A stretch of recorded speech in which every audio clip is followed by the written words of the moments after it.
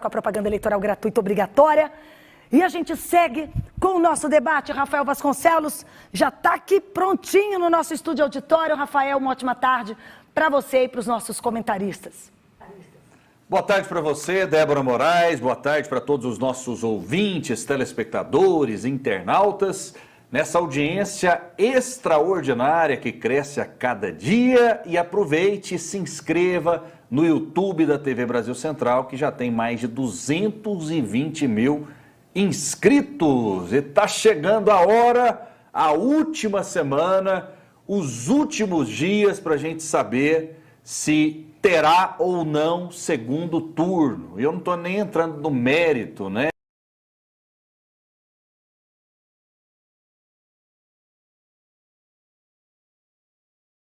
Quem serão os governadores, né? Em quais estados teremos segundo turno, né?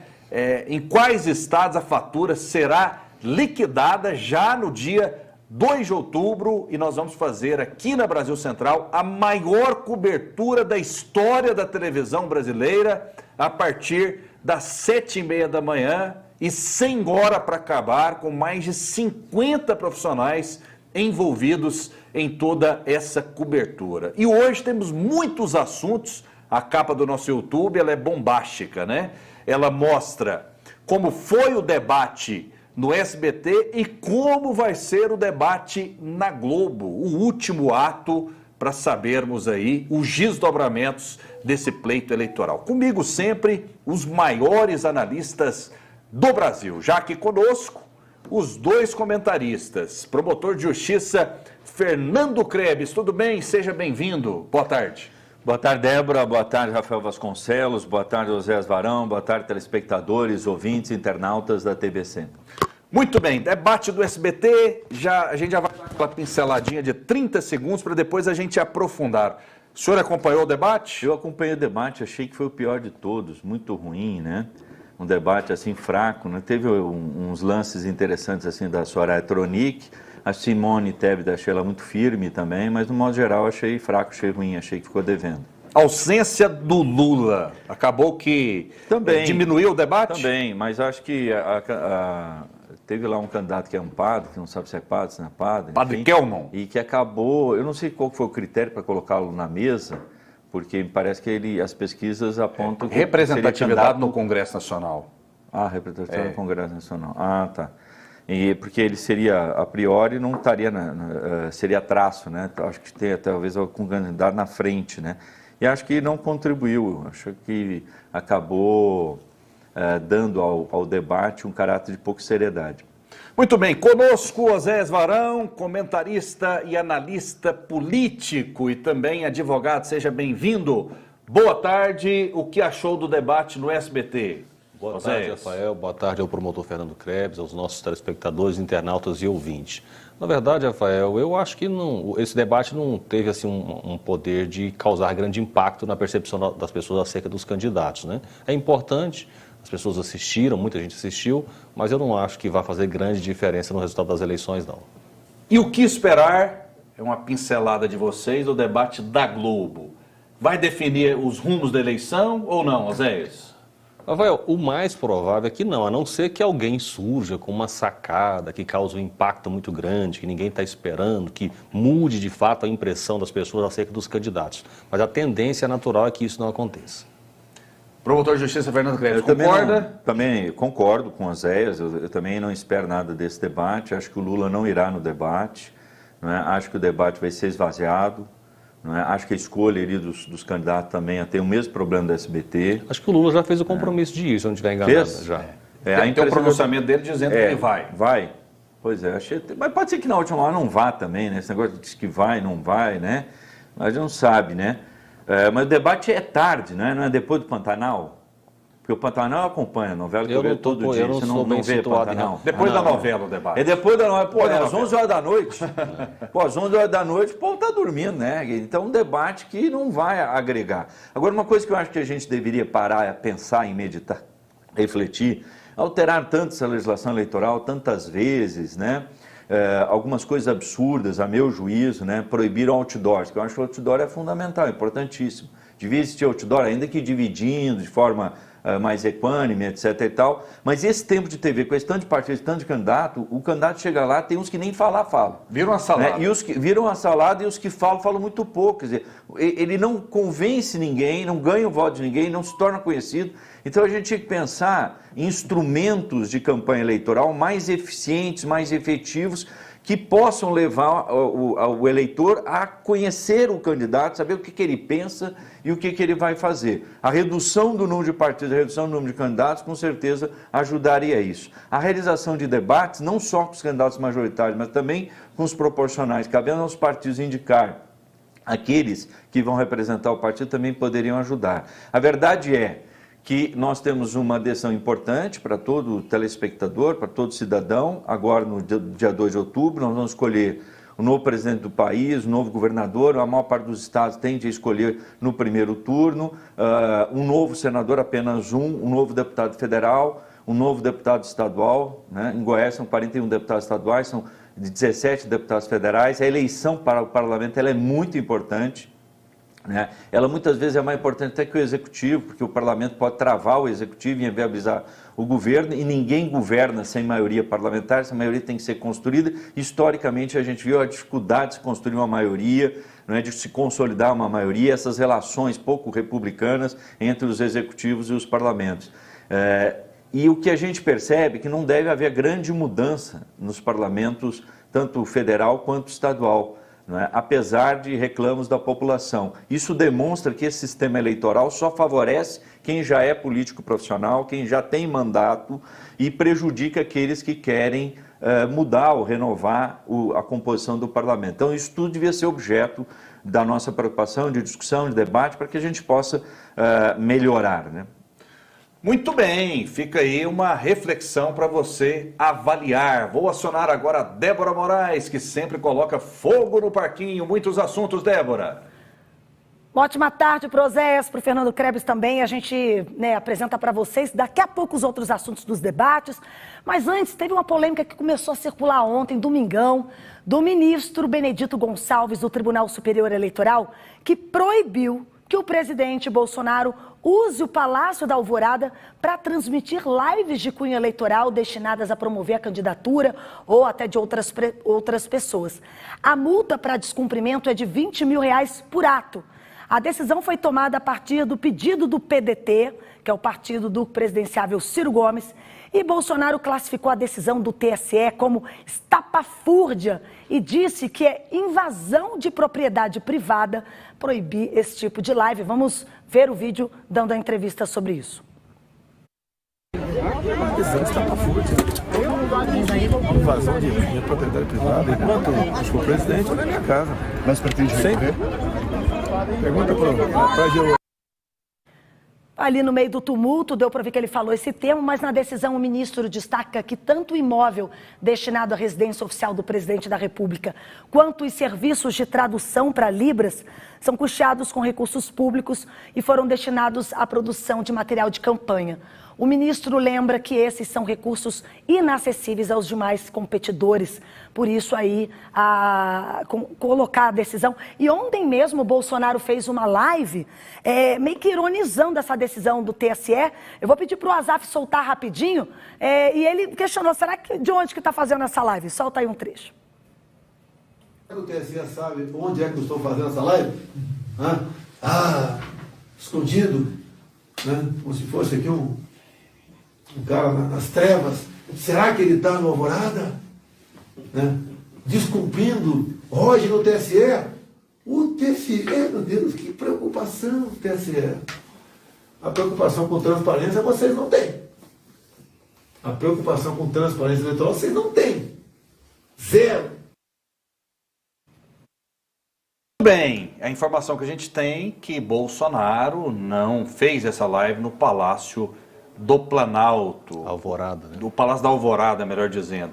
Agora é o seguinte, o que eu pergunto para vocês, o TSE está certo ou está errado, né? Já que uma live, o que é usado na live? Um aparelho celular, um microfone simples e o cenário atrás, né? E o presidente, ele tem, nesse momento, no exercício do cargo, a propriedade ali a casa dele é o Palácio da Alvorada, ainda que momentaneamente. Diante disso, o TSE, na sua visão, Oséias, acertou ou errou? Rafael, você tem costume de dar tapinhas carinhosos no rosto de pessoas que você não tem intimidade? Não, né? Pois é, o ministro que decidiu e que vem decidindo essas decisões estapafúrdias no Tribunal Superior Eleitoral é uma pessoa assim. Ele estava num evento com o Lula e o Lula deu um abraço, deu um tapinha no rosto dele. Isso mostra uma certa intimidade, na minha avaliação, tem prejudicado a imparcialidade desse ministro. Tanto que essas decisões, como aquela do 7 de setembro, eles proibiram que se divulgasse nas redes sociais as imagens do povo nas ruas apoiando o presidente Bolsonaro no dia 7 de setembro. É esse mesmo ministro, certo? E aí, o que acontece? A gente tem que separar bem, Rafael, o que é o Palácio do Planalto e o que é o Palácio da Alvorada. Palácio do Planalto é o local onde o presidente governa o país. O que é o Palácio da Alvorada? É onde ele mora, é a residência dele. Certo? E aí quando o ministro usa esse argumento, não, mas o presidente está no Palácio da Alvorada e não sei o quê, e os outros ministros, os outros candidatos não têm essa prerrogativa, não têm essa condição. Peraí, então, se for seguir essa linha mesmo, à risca, sabe o que vai ter que acontecer, Rafael? O Bolsonaro vai ter que deixar de ser presidente. Porque os outros candidatos são presidentes da República. Então, não faz sentido, é o tipo de exigência, ou é o tipo de decisão que, na minha avaliação, só depõe contra o Tribunal Superior Eleitoral, certo? A Justiça Eleitoral, na minha avaliação, ela está perdendo a mão. Ela está perdendo o bom discernimento. Chegaram ao ponto, alguns dias atrás, uma das decisões mais aberrantes que eu já vi, de determinar uma busca e apreensão na residência de um candidato. Sabe por quê? Porque o nome do suplente não estava proporcional ao nome do titular numa candidatura ao Senado. Nós precisamos, Sérgio Moro. Exatamente, nós precisamos começar a refletir sobre isso e entender que esse arroubo regulamentar autoritário da Justiça Eleitoral, porque é uma excrescência também que nós estamos vivendo no Brasil, sabe? Não é mais o legislador, não é mais o povo através dos seus representantes que regulamenta e que estabelece as normas da eleição, não. Hoje, o Tribunal Superior Eleitoral se tornou legislador das eleições. Fazem o que querem. Pessoas que nunca participaram da eleição, eu imagino esses técnicos do Tribunal Superior Eleitoral que ficam preparando essas normas. Eu como já participei de muitas eleições, Rafael, assim, na prática, só para você ter uma ideia, eu já devo ter participado de coordenação de umas 10 campanhas. Há 22 anos eu faço isso. Então, quando você lê, e sou advogado, então quando você lê as normas elaboradas, não é nem pelos ministros, eles sabem que são os técnicos que elaboram essas normas. Essas normas elaboradas pelos técnicos do Tribunal Superior Eleitoral, quando você lê, você fala, meu Deus do céu, essas pessoas nunca participaram de uma eleição de fato, como protagonistas, como administradores, como militantes, nunca. É sem noção. E é isso que nós estamos vivendo atualmente. E esse caso da proibição que o presidente faça uma live na sua residência é mais uma situação como essa que a gente está vivendo no Brasil. Qual a sua opinião, promotor? Eu vou tomar como exemplo a democracia americana. Lá, foi um dos lugares onde se patenteou essa ideia da reeleição do presidente da República. Eu sou contra a reeleição para cargo executivo, qualquer um, também seja qual for. Não é? O problema é que muita gente diz que é contra e depois vira a favor, né? Sim. Dos políticos, né? Quase não, todos, gente, na verdade. Aí é até difícil dizer. Quase todos. Eu penso o seguinte, como que eles fazem lá nos Estados Unidos? O presidente americano usa um aparato que é o mal do planeta, de segurança, etc. E tal. Eu nem digo que não tem que usar, não. Só que quem paga isso, ele usa o aparato oficial, mas quem paga é o partido político. Não é? No Brasil, eu não sei exatamente como funciona. Me parece que não há esse pagamento, aí não sei se o Zé sabe me informar. Boa parte, inclusive o avião hoje é pago pelo partido, boa parte da estrutura está sendo paga pelo partido. Apenas a segurança, que já é cedida a todos os outros candidatos, também continua com o presidente. Porque a segurança, todos os candidatos têm segurança, dependendo da necessidade, ela é maior ou menor, né? Mas as despesas com o avião presidencial hoje estão sendo pagas pelo partido do presidente. Que é o correto, né? Porque ele usa o avião, que é do presidente da República, mas as despesas têm que ser pagas pelo partido político que o lançou, né? O Palácio do Planalto, assim como o Palácio da Alvorada, são prédios públicos. Então, se um pode fazer uma live dentro de um prédio, os outros todos podem ou ninguém pode, né? Então, cabe à Justiça Eleitoral regulamentar, definir isso. E como ficaria esdrúxulo todos fazendo live dentro do Palácio da Alvorada, que é uma residência oficial, né, a Justiça Eleitoral tomou essa decisão de proibir a live do presidente do Alvorada. Agora não vai morrer por causa disso se fizer em outro lugar. Né? Vai ficar a mesma coisa a live?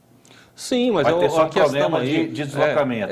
Mas é o a seguinte, questão uma aí... live você faz com um aparelho celular, tem um fundo atrás, né? Em qualquer lugar você pode fazer da rua. Né? Mas a questão aí, Rafael, é uma questão de princípio. Desculpa, Rafael, de princípio, né?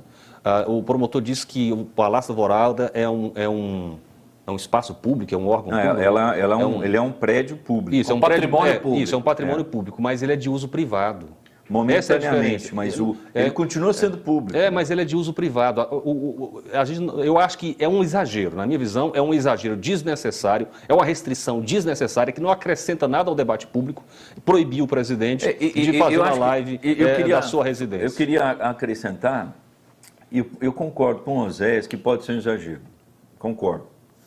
Entendeu? Eu não discordo da proibição, mas eu acho que realmente não é uma questão central, fundamental, de você cair nessas minúcias. Tem coisa muito mais importante para se preocupar do que se preocupar com isso. Acho que é muito pouco. E acho que a Justiça Eleitoral, ela perde tempo e perde credibilidade ou legitimidade quando ela se preocupa com pequenas coisas. Agora, a gente tem uma legislação eleitoral que é muito ruim, que historicamente, aí, ao invés de melhorar, piora. Porque quando você reduz a campanha para 45 dias, a verdade é que quem vai ser eleito não fez campanha em 45 dias. Daí porque o cara se apresenta como pré-candidato, porque já está em campanha. Sim. Então, não é ridículo? Não, o cara ridículo. Tem 45 dias para fazer campanha, mas daí ele faz antes porque ele é pré-candidato. Tem um detalhe, quando ele é pré-candidato, ele só não pode pedir o voto, mas pedir apoio pode. Gente, pelo amor de Deus, me apoie. Nós estamos vivendo uma ficção, na verdade. Né? É uma situação, assim, é isso que eu falo. Provavelmente, promotor, as pessoas que elaboram essas normas, que elaboram o texto, porque muitas vezes são técnicos, né, que elaboram esses textos, eu conheço como é que funciona o processo legislativo, e aí são pessoas que não vivem a eleição, não sabem nem como a eleição funciona. De verdade na prática, entendeu? Então é o tipo de restrição que se torna inócua. Nós vamos ter campanha de 45 dias. Isso é fato? Não. Não. A campanha está acontecendo há 6 meses, há 8 meses, há 12 meses. Esse é o fato. Então é aquela lei que não corresponde à realidade. Então não tem como, essa lei não tem nem como ser cumprida. Porque nós sabemos disso, que existem leis que as pessoas elaboram e aprovam no parlamento. Se for punir todo mundo, não vai ter candidato. Não tem nem como ser cumprida. Né? Não, eu vou dar um outro exemplo. Vamos pegar assim, o Rafael resolve ser candidato. O Rafael é uma pessoa conhecida. Agora, como que ele vai levar a candidatura dele, o conhecimento das pessoas que poderiam votar nele, se ele não pode usar um outdoor? O cara tem que usar uma bandeirinha. Isso é ridículo. Quem é que vê bandeirinha? Não, e o pior... Quem é que vê bandeirinha? Ô Zé, fica aquele monte de gente numa esquina, ninguém vê. À noite, aquele breu danado, tudo carrega. Você não enxerga de quem que é a bandeira, entendeu? Não pode colocar um banner fixo. Não pode colocar, tem que ser de bandeirinha. Então o banner fixo também está vedado, ele não pode. Então tem umas coisas assim que não faz sentido. E a campanha curta, ela só beneficia quem já é muito conhecido, quem já tem mandato. Quem não tem mandato precisa de campanha longa e não de campanha curta. Então não é igual. A própria distribuição de tempo hoje em dia, ela é cada vez pior. Ela só beneficia os grandes partidos. Os pequenos ficam a ver navios. Muito bem, vamos acionar mais uma vez a Débora Moraes com mais assuntos.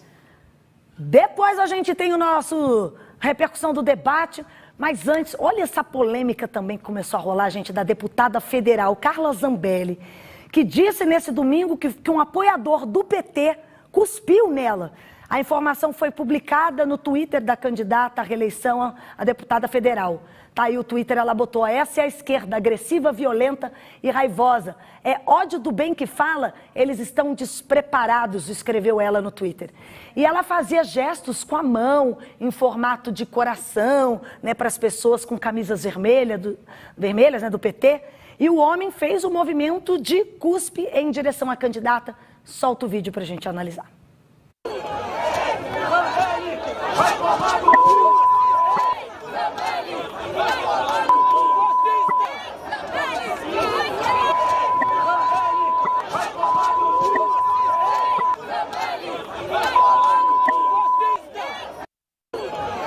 Olha, tanto pique, nem todo deu para tapar. Na verdade, ela falou assim, eles estão desesperados, não é despreparados não, mas acaba que pode servir também ou não, Rafael? Porque é uma situação, uma cena forte ali também.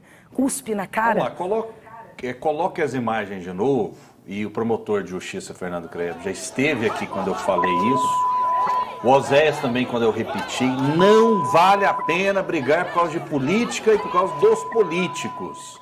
Então, essa violência, seja de que lado for, ela é lamentável, né? As pessoas têm que se respeitar. O slogan aqui da Brasil Central, dos debates, é o seguinte: brigam as ideias e não as pessoas. Promotor de justiça Fernando Krebs, como que o senhor vê, nesse período eleitoral, cenas como essas? É lamentável, né? Mas eu concordo integralmente com o que você falou, Rafael. Quem defendia ardorosamente o Alckmin contra o Lula contra o Alckmin, os dois estão juntos, um é candidato a presidente e outro a vice. Né? Então, a política é assim. Hoje eles são inimigos, amanhã são amigos. Né? Andam abraçados, um fala mal do outro agora, depois estão todos falando bem.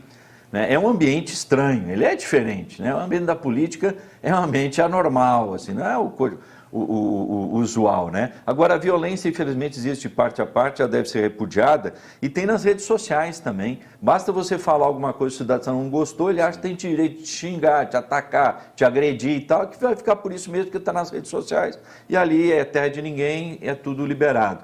Né? Fez o que não devia, processo criminal, civilmente, identifica o indivíduo, né? Serve de aprendizado. Oséias Varão, como você avalia esses atos aí de violência? Rafael, é lamentável, né? Eu acho que isso deve ser desincentivado. Eu, inclusive, não gosto desse clima de provocação que às vezes se estabelece, né? Então, eu acho que, por exemplo, a Carla Zambelli está ali junto com essas pessoas, por qual razão? Eu acho que se não deveria ter ido isso, também. Não, eu acho o seguinte, se esses petistas chegaram ali, ela tinha que ter se retirado e não ficar provocando. Eu acho, é claro que eu não estou aqui querendo justificar a agressão, obviamente, né? Mas, assim, eu acho que a gente tem que ter uma postura correta de ambos os lados. Eu acho que ninguém tem que ficar provocando ninguém e eu acho que também ninguém não tem que ficar agredindo ninguém, né? Então, isso vale para todas as pessoas que estão participando do processo. Eu acho que nós temos um desafio hoje, enquanto sociedade, que é um desafio do respeito. Eu posso discordar de você, mas eu não vou desrespeitar você, não é necessário. Para que você desrespeitar a pessoa? Né? Não faz sentido isso, essa agressão. Inclusive, agora é importante chamar a atenção, Rafael, para um detalhe dessa história toda, desse contexto todo, que é o seguinte: a repercussão que acontece das agressões que algum bolsonarista faz a um petista são bem diferentes, por parte da grande mídia, das agressões que um petista faz a um bolsonarista. Tá? Inclusive, acho que ontem também, um adolescente de 16 anos foi questionar o Guilherme Boulos, não sei se você chegou a ver isso. Né? E aí o Guilherme... Está na pauta, está na pauta. Então eu vou deixar a apresentação, é mais um caso, okay, né? E que não tem repercussão na grande mídia. A TV Brasil Central é que está dando repercussão aqui. Então, agora, se fosse, o que eu quero dizer é o seguinte, se fosse um bolsonarista fazendo a mesma coisa, estaria na capa dos principais veículos de comunicação do Brasil. E isso não acontece. Na minha avaliação, isso evidencia uma certa parcialidade de boa parte da imprensa em relação ao presidente Bolsonaro. Para ser justo, né, a Folha de São Paulo deu destaque a esse fato. Vamos acompanhar, então. Débora Moraes, você tem mais detalhes?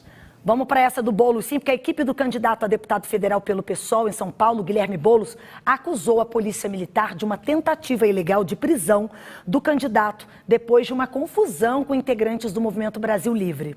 A gente tem o vídeo aí do adolescente, gente, porque esse vídeo mostra aí a agressão, né, um adolescente de 15 anos que circulou pelas redes sociais. E a violência teria acontecido depois que ele fez uma pergunta a Guilherme Boulos. Vamos assistir o vídeo aí na íntegra. Roda. Fala, Boulos, você que defende democracia, porque defende ditaduras como Cuba, é isso?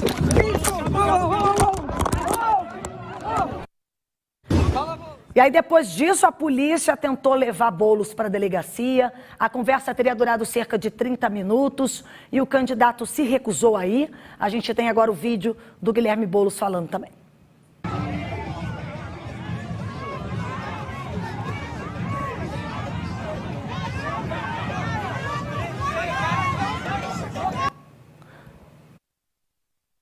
Outro ângulo, mas de acordo com o MBL, o adolescente é um militante e fez uma pergunta inofensiva e acabou sendo espancado, como a gente viu aí nesse vídeo. O grupo não deixou claro se registrou oficialmente a denúncia, conforme solicitou Boulos. A gente tem um Twitter do Boulos e também o vídeo agora dele falando, se explicando. Vamos ver.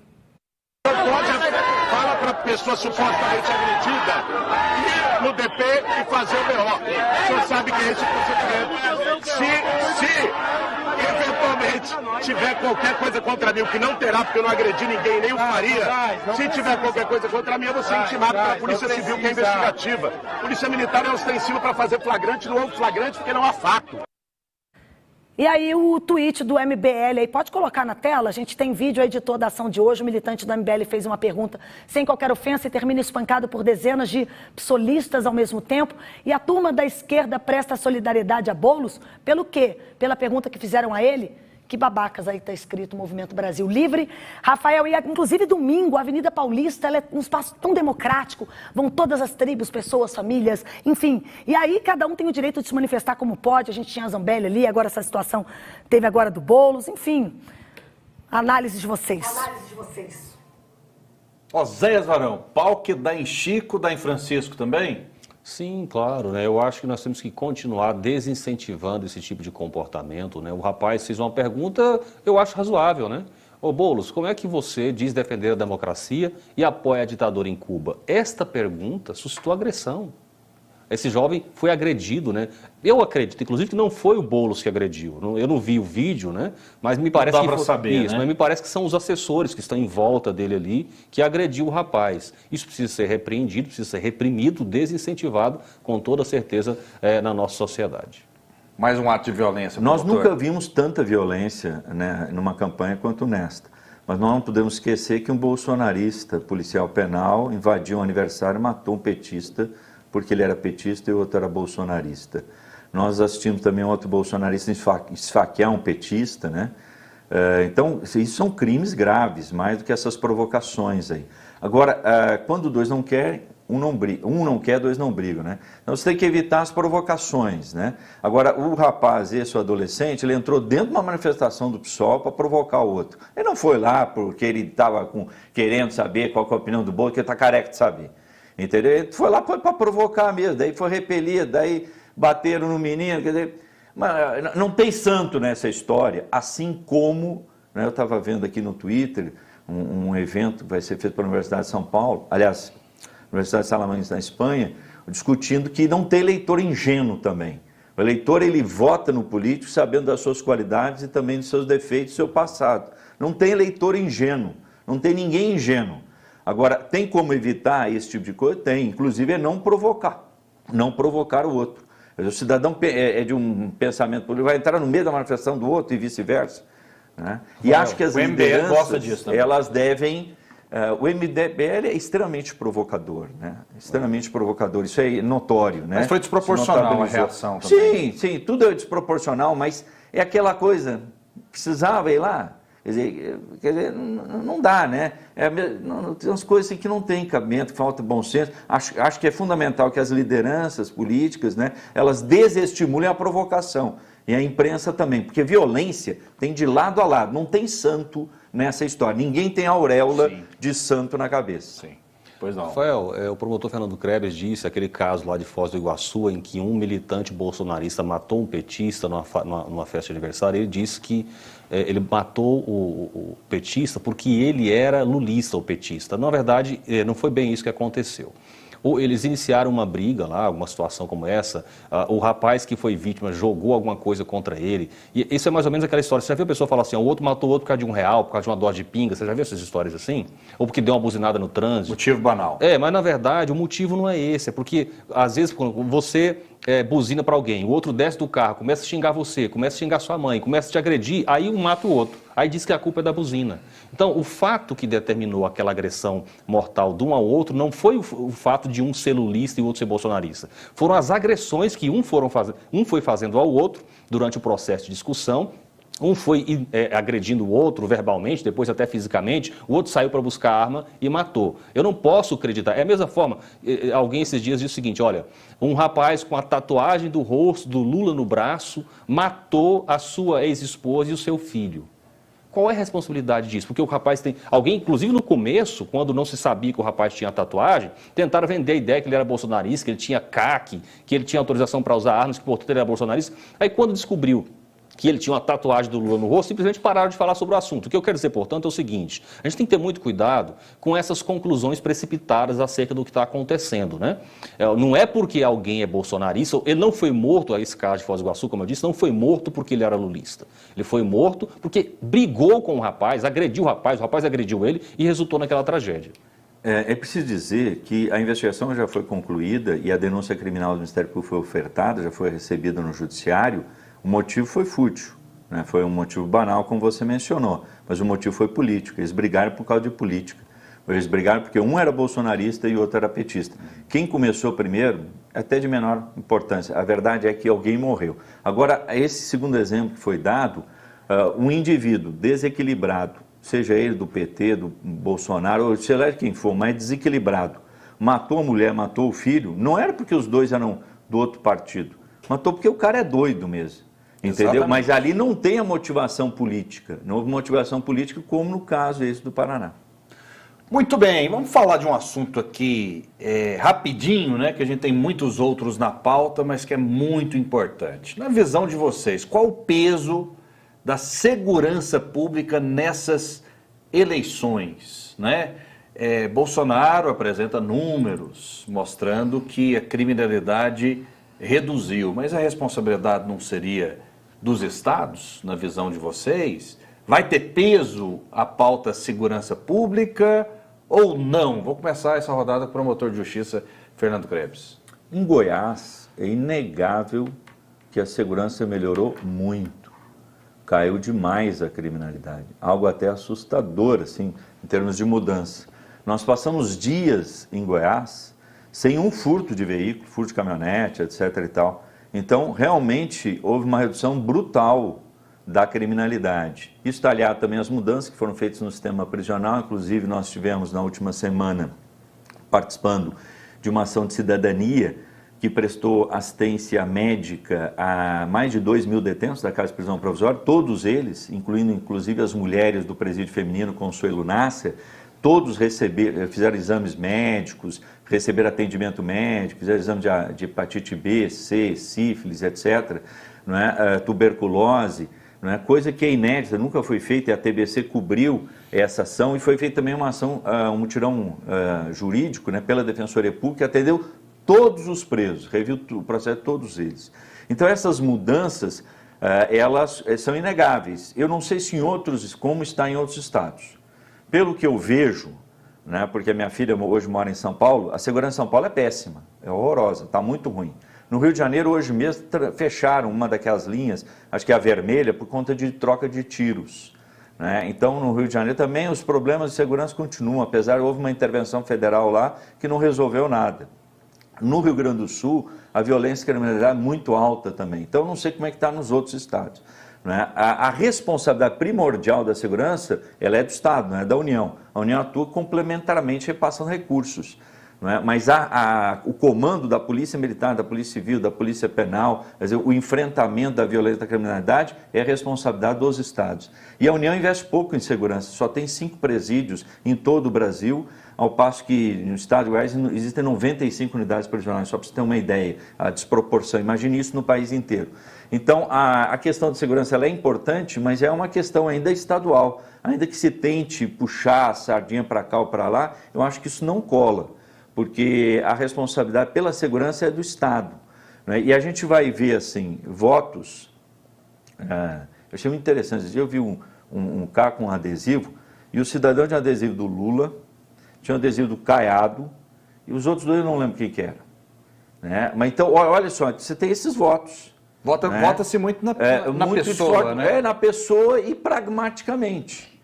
Né? Ele pensa assim, ó, em tal lugar eu voto assim, em tal lugar eu voto assim. Poderia ser diferente. Sim. Poderia ser diferente. Poderia se imaginar, né, um voto, sei lá, em outros candidatos, aqui não me vem à cabeça. Né? Vamos pegar o Mendanha, só para ser mais equânime. Né? O Mendanha com o Lula. Embora o Mendanha diga que apoia o Bolsonaro. Então você tem essas coisas. Tanto é que muitos candidatos querem colar no candidato a presidente e não conseguem, porque isso não cola. Não é? Existe uma transferência, existe, mas ela é limitada.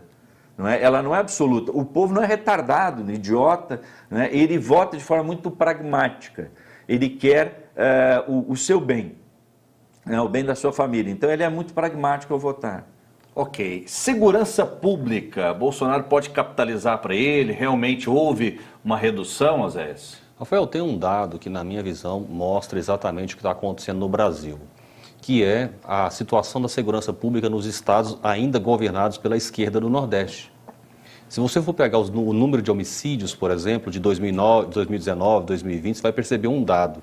Em 2019, os homicídios despencam no Brasil, e aí em 2020 acontece um pequeno aumento, de 5% mais ou menos. Eu fui investigar por que isso tinha acontecido e descobri o seguinte: todos os estados da Federação Brasileira tiveram redução de homicídios em 2020, exceto os estados do Nordeste. Chegou ao caso do estado do Ceará ter mais de 20% de aumento de homicídios. E qual é a diferença entre esses estados e os demais exatamente? Esses são governados por políticas para a segurança pública partindo de princípios de esquerda, de esquerdistas. E qual que é o fator fundamental na política de esquerda para a segurança pública? É uma paixão por bandidos. A visão de mundo dos esquerdistas tem um verdadeiro apego com os bandidos. Eles criminalizam e perseguem os policiais quando eles perseguem os bandidos. Então, esse tipo de cultura alimenta o crescimento da bandidagem, sabe? E aí, o que na minha visão, o presidente Bolsonaro fez? Ele estabeleceu no país um novo discurso, uma nova abordagem em relação à segurança pública, que tem implicações, naturalmente, em todos os níveis da sociedade. Só para você ter uma ideia, tem uma jornalista aqui em Goiás que em quase todas as entrevistas que ela faz com os candidatos, qual é a grande preocupação dela? Os policiais vão usar câmera na farda ou não? Essa é a grande preocupação dela. E aí você vê essa medida sendo implantada em São Paulo, por exemplo, e o que está acontecendo em São Paulo? Aumento da criminalidade. Ou seja, a preocupação não é exatamente, porque inclusive me preocupa muito o seguinte: como é que nós temos uma redução de mais de 40% nos homicídios, a maior dos últimos 40 anos no país, e eu não vejo estudos explicando tintim por que isso aconteceu? Chegou ao ponto do Fórum Nacional de Segurança Pública dizer: não, é porque os bandidos estão mais leves na violência, né? Os bandidos, o crime organizado está menos violento, eles estão assim, não querem mais matar as pessoas. O relatório do Fórum Nacional de Segurança Pública tenta justificar essa redução incrível no número de homicídios com esse tipo de argumento. Ok. Rapidamente, só para rebater uma questão, okay, o governador, que também é candidato à eleição no Rio de Janeiro, que apoia o Bolsonaro, lá aumentou a criminalidade. Não, o homicídio diminuiu. A questão dos homicídios, ela houve uma redução no Brasil inteiro, e não só no Brasil, mas menos muito em razão Nordeste. da pandemia. Reduziu a quantidade de pessoas nas ruas. Isso gera redução de homicídio. Agora, o crime de homicídio, a meu juízo, não é o melhor para ser analisado. Você tem que analisar o roubo. Você tem que analisar o furto, porque o crime de homicídio tem uma série de circunstâncias que dificilmente vai ser evitado, homicida, isso? Exatamente. O homicida não é necessariamente alguém ligado ao crime organizado, enfim, um criminoso profissional. Você tem muitos homicídios que matam uma pessoa porque o problema dele é com aquela pessoa, não é com outro. Né? Ok. Rapidamente, promotor, para eu saber a sua opinião, farda... câmera na farda dos policiais. Qual a posição do senhor? O senhor é a favor ou é contra? Inclusive, eu participei de um debate recentemente a esse respeito. Né? Os Estados Unidos, o policial usa câmera na farda. Aliás, o cinto de segurança do policial americano parece um cinto do Batman. Né? Ele tem tudo lá dentro. Né? Eu sou favorável, não acho que essa seja a questão central. Eu acho que é mais importante até do que o uso da câmera você ter a câmera lá na viatura e você ter, sobretudo, arma não letal para ser utilizada. Porque o que se fala da letalidade da polícia, mas calma lá, o policial só tem uma arma de fogo. Vamos pegar o exemplo daquele rapaz que teve um surto, o homem tinha 2 metros de altura por 1,5 metro de largura, ele teve um surto, subiu em cima de uma viatura, tinha 2 policiais, franzinos, e um deles era uma mulher, mais franzino que eu. Ora, o indivíduo veio para cima do policial, o que ele faz? Ele é um exímio atirador para atirar no joelho, na perna e tal. Ele atira um cidadão e o mata. Ele agiu em legítima defesa. Sim. Mas ele só tinha aquele recurso. Os policiais assistiram ele subindo na viatura tentaram, durante muito tempo. Mas daí houve um momento que ele avançou em cima dos policiais. E aí como é que faz? Ele ia matar um dos policiais. A questão é a seguinte: se ele tivesse uma arma não letal, o policial, ele não precisaria ter efetuado o disparo de arma de fogo. Ele poderia ter imobilizado aquele indivíduo. Talvez daria né? mais resultado do que a Exatamente. questão das câmeras nas fardas, né? Não, mas mais importante do que a câmera, a meu juízo, é a arma não letal. Que não é barata, taser, tem uma outra... Mas é isso que eu estou dizendo, até porque em São Paulo, vamos na prática, né? Nós estamos no Brasil, nós não estamos nos Estados Unidos. Você imagina, por exemplo, o tanto que o policial vai ficar intimidado se ele tiver uma câmera na farda. Não necessariamente. Eu acho que ele vai pensar 1 milhão de vezes. Não assim, necessariamente. Eu não vou colocar meu pezinho, depois a minha vida está... Não necessariamente. Vou te dizer o seguinte, vou te explicar. Eu fui promotor do júri durante muito tempo, uma década, e peguei dois casos, só para citar, não é, de um policial que tinha sido denunciado erroneamente, e na verdade praticou uma legítima defesa, e a cena era tão bizarra, o que tinha acontecido era tão cinematográfico, que se ele tivesse uma câmera, ficava até mais fácil da gente acreditar no que aconteceu. E depois eu pedi a absolvição dele, porque na verdade ele agiu em legítima defesa e ele merecia era uma medalha, e não um processo criminal. Eu tive um outro lá que teria 43, não sei quantos disparos nas costas de uma pessoa. Só que ele efetuou um disparo de 12, e a 12 abre 33 bolinhas, né, ou 35, né? Então ela acaba dando a impressão de que você agiu em excesso quando não agiu. Então muitas vezes a câmera beneficiaria o policial, né, na viatura também, não é? Eu não acho que gere essa... Mas o policial não tem fé público, assim sim, como todo servidor público. Sim. Vamos supor, por exemplo, daqui a pouco tem uma proposta, vamos colocar câmera na camisa do promotor de justiça, Fernando Veron. Nenhum. Não vai tirar um pouco da privacidade? Não, de jeito nenhum. Inclusive, os depoimentos que eu faço com as pessoas, todos são gravados, áudio e vídeo. Hoje no judiciário as audiências são todas áudio e vídeo, não é? O meu gabinete, ele tem a janela toda ela transparente, tem colegas que colocaram um insufilme para não aparecer, eu sou contra, não tem que aparecer tudo. Inclusive para mostrar que a gente está lá trabalhando, perfeito, que não está com... Então a transparência, eu sou a favor da transparência, acho que ela não inibe não. Porque o que caracteriza a atuação policial é aquele procedimento operacional padrão. Então ele segue um procedimento operacional padrão. Agora vai haver situações que ele vai ter que fazer uso da força necessária para... Agora, o que vai evitar é sumir pessoas, por exemplo, a polícia sumir com gente. A polícia não pode sumir com gente. Ok. Na minha visão, na minha percepção de jornalista, são casos assim, muito isolados, mas muito isolados mesmo. Essa é a minha opinião. A Câmara vai reforçar claro isso. Que é minha opinião. A Câmara vai reforçar, ela vai desmentir a ideia. E aí nós temos aqui, em Goiás se fala que aumentou a letalidade, na verdade diminuiu. Diminuiu a letalidade. Diminuiu. Então a Câmara, ela prova o contrário, entendeu? Então a informação, ela desmente a mentira. Muita gente diz assim, que o Estado gasta muito com o servidor. O maior gasto do Estado brasileiro é com pagamento de juros da dívida, não é com o servidor. O servidor é o terceiro gasto. Perfeito. Osés, para a gente fechar... Para a gente chamar os próximos assuntos, pois não. Rafael, eu acho que a gente tem que olhar o contexto brasileiro. Enquanto nos Estados Unidos o policial é tratado como herói, aqui no Brasil, principalmente por parte da imprensa, ele é tratado como bandido.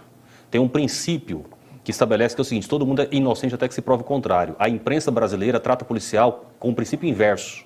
O policial é culpado até se prove o contrário. Então, o que vai acontecer com isso? Diante deste quadro, o policial com uma câmera, ele não vai se expor a situações de risco, em que ele pode ser mal interpretado, ele simplesmente vai recuar. É esse o fato, e é inclusive isso que está acontecendo em São Paulo, que já está usando, e a bandidagem está dominando o estado de São Paulo. Muito bem, vamos acionar agora a Débora Moraes, que tem mais assuntos. Vamos começar a falar do debate que aconteceu no SBT, no penúltimo debate entre os presidenciáveis, realizado tanto pelo SBT, pela CNN e outros veículos da imprensa. O candidato Lula foi o alvo de todos os adversários que disputam o Palácio do Planalto.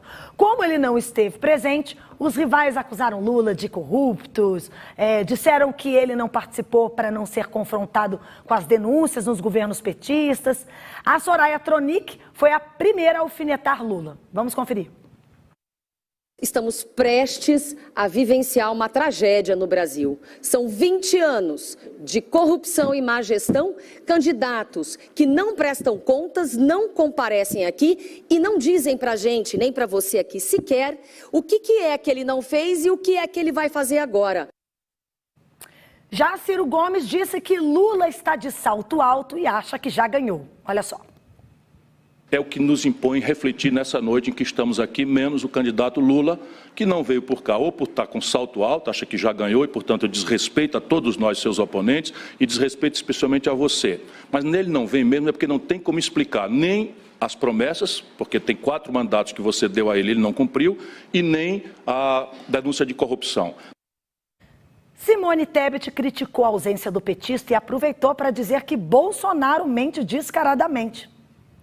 Este Brasil merece um presidente da República sério, sensível, que coloque as pessoas em primeiro lugar. Não um presidente que mente em rede nacional, que cria fake news, que disputa através do ódio, do nós contra eles, inclusive com o PT, uma disputa apenas de poder.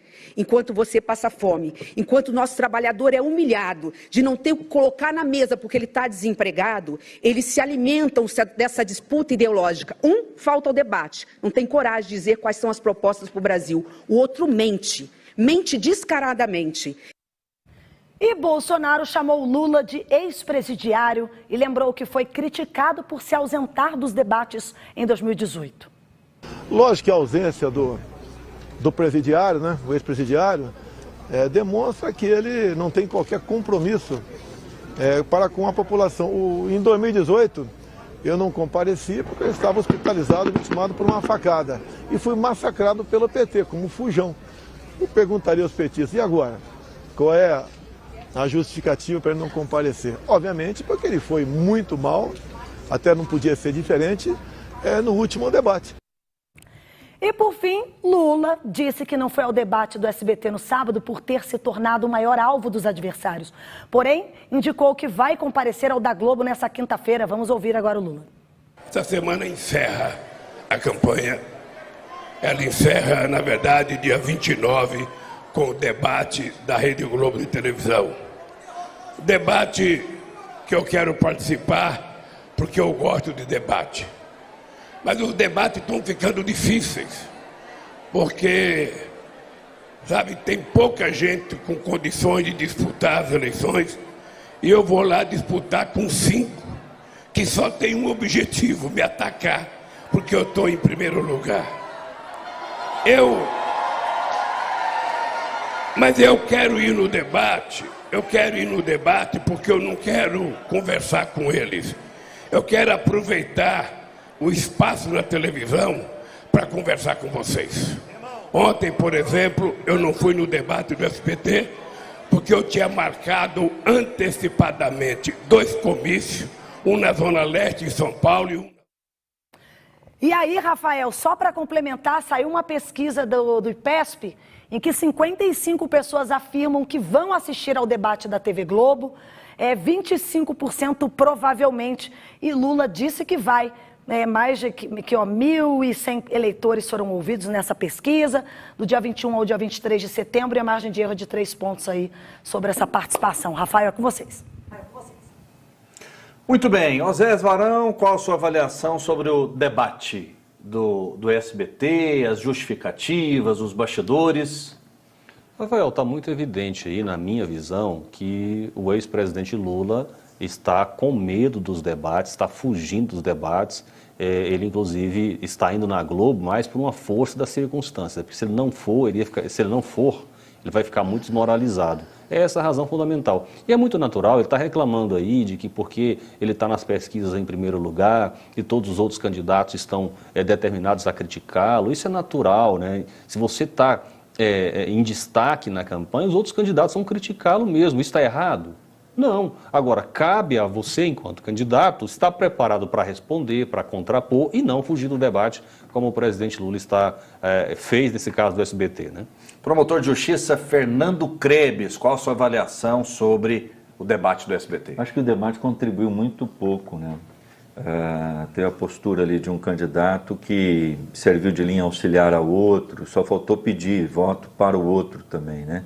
Aquilo pegou mal, desmoralizou o debate, né? Por isso que nós falamos no início do programa, acredito que ele tenha contribuído pouco, né? Essa questão do medo, eu não penso que seja medo, a questão é estratégia mesmo. Normalmente quem está na frente do debate não quer debater, entendeu? Para não dar espaço para azar.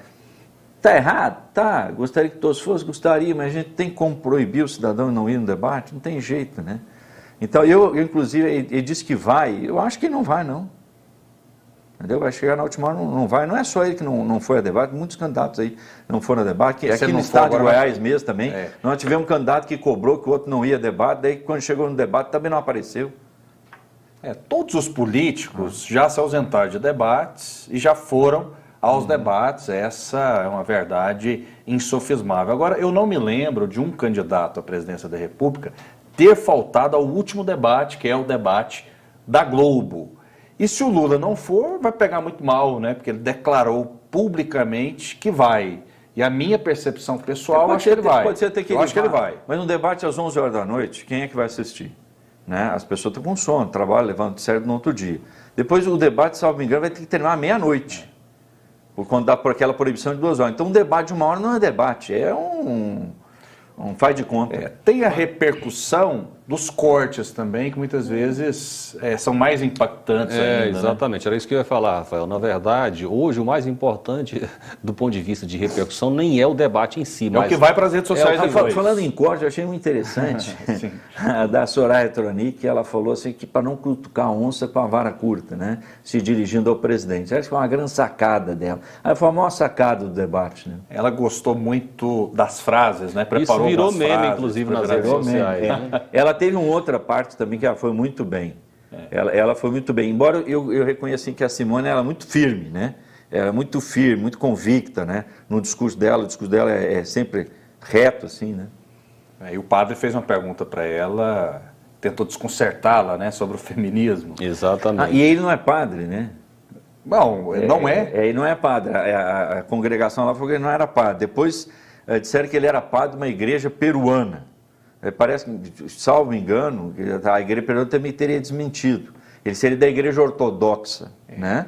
Ortodoxa russa. A igreja é uma igreja católica, ortodoxa russa, né? Católica, né? Rafael, mas o que foi informado é que ele não pertence a essas congregações. Rafael, mas a grande questão que o padre questionou a Simone Tebet foi sobre a viabilidade de você ter uma cristã que é feminista. Isso, inclusive, dá um TBC debate, viu? Porque alguns argumentam, né, que como o feminismo defende aborto e outras pautas dessa natureza, que são completamente anticristãs, não dá para você ter uma feminista cristã.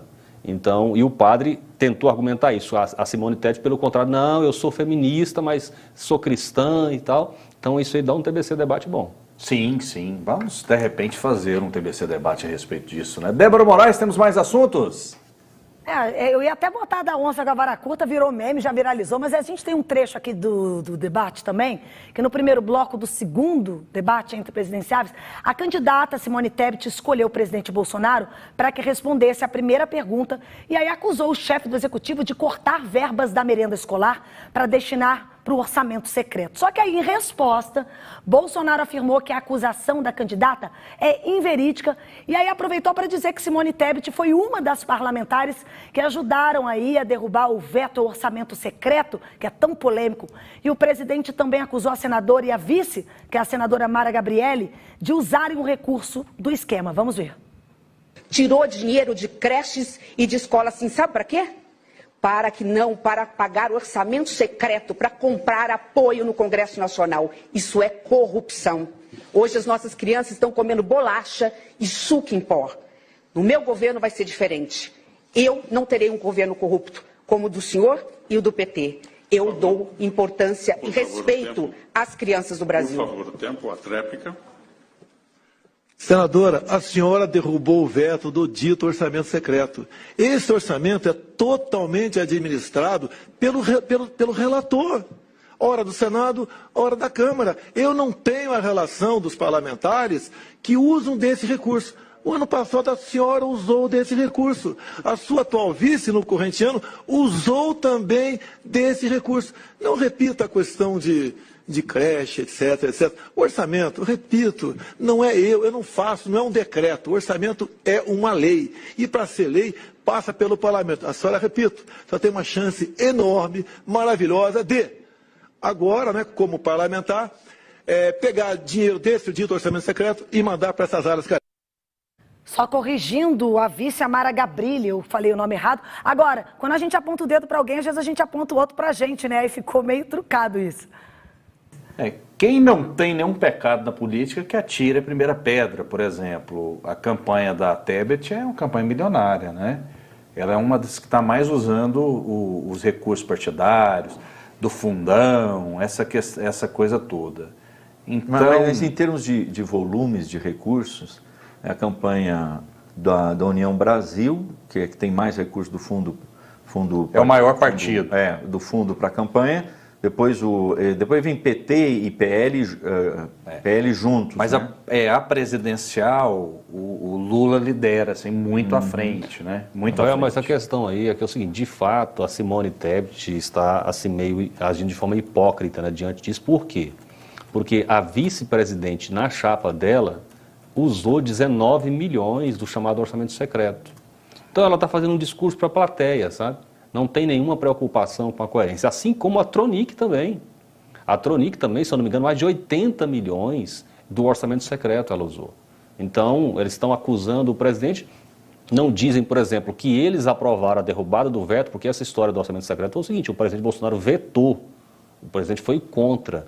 E aí, numa união do parlamento, inclusive, com a aprovação do PT, da Simone Tebet, da Tronic, eles aprovaram a manutenção do orçamento secreto e hoje ficam, de maneira hipócrita, tentando jogar isso no colo do presidente, quando, na verdade, elas também aprovaram no orçamento, no Congresso e algumas delas, inclusive, estão usando o orçamento secreto. O problema do orçamento secreto é que ele provocou um corte de 95% do programa Minha Casa Verde e Amarela. Não vai dar para construir casa popular no ano que vem. Ele provocou um corte brutal também no programa Farmácia Popular, vai faltar medicamento básico para a população pobre. E ele provocou também um corte violento, mal que eu acho que isso é terrível, né? Que é o combate ao câncer. Eu tive câncer. Né? O câncer, se não tratar, mata. Entendeu? Então, olha, é inominável. Eu espero que o Supremo declare a inconstitucionalidade do orçamento secreto e acabe com isso, que isso é um atraso de vida. Porque cada um resolve. Olha, nós temos que ter política pública. O governo é para todos, são 200 e tantos milhões de habitantes brasileiros. Ele que tem que saber onde é que vai alocar esse recurso, não o parlamentar que vai atender lá a sua província, a sua cidade. Pois é, mas quem decidiu esse orçamento secreto, né? Emenda de relator, foi a presidência da República ou foi o Congresso Nacional? É isso que a gente precisa saber com exatidão. O governo federal ele permitiu que o orçamento secreto fosse aprovado pelo parlamento por exigência do Centrão. O Centrão é a base política que exigiu, em contrapartida do apoio, o orçamento secreto. E como o governo não travou isso, o resultado está aí. Eu espero que mude, porque quem ganhar a eleição, com esse orçamento secreto, não dá para governar o Brasil. Está errado. Não dá para governar o Brasil. Jesus Cristo baixar aqui na terra, primeira coisa, vamos acabar com o orçamento secreto. Eu acho, Rafael, que querer atribuir ao presidente Bolsonaro a responsabilidade acerca desse assunto é muito injusto. O presidente cumpriu o papel dele e vetou. Se dependesse do presidente, esse orçamento não existiria. Agora, houve uma união dos parlamentares no Congresso, incluindo o PT. O PT ajudou a manter o orçamento secreto com o voto dos seus parlamentares. O governo também votou a favor. Sim, agora, o que eu quero dizer com isso? Quem já viveu o parlamento como eu sabe que o presidente da República, assim como o prefeito ou o governador, ele não tem o controle absoluto da sua base. Existem momentos em que a base se insurge... Fernando Henrique tinha. Né, em que a base se insurge contra o executivo. Mas ele não pode bater na mesa e falar assim, gente, peraí. Não, mas aí vamos acabar com isso.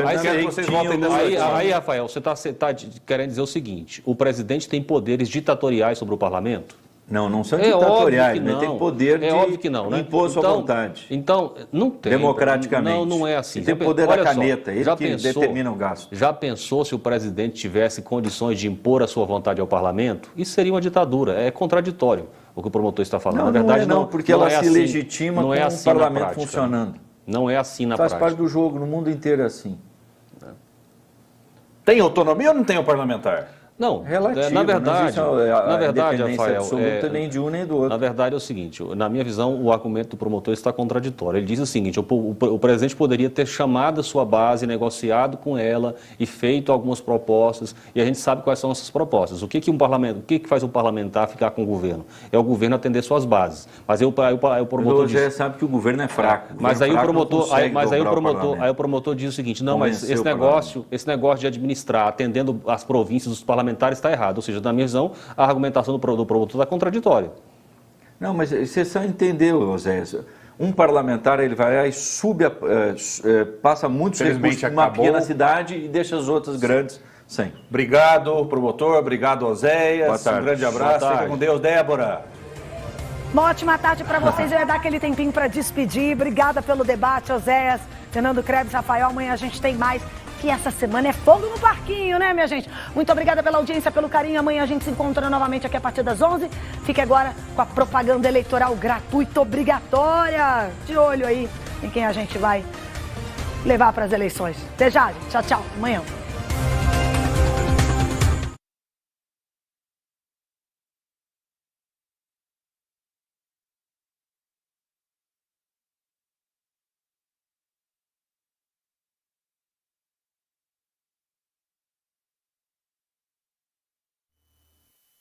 Começa agora o programa do povo goiano.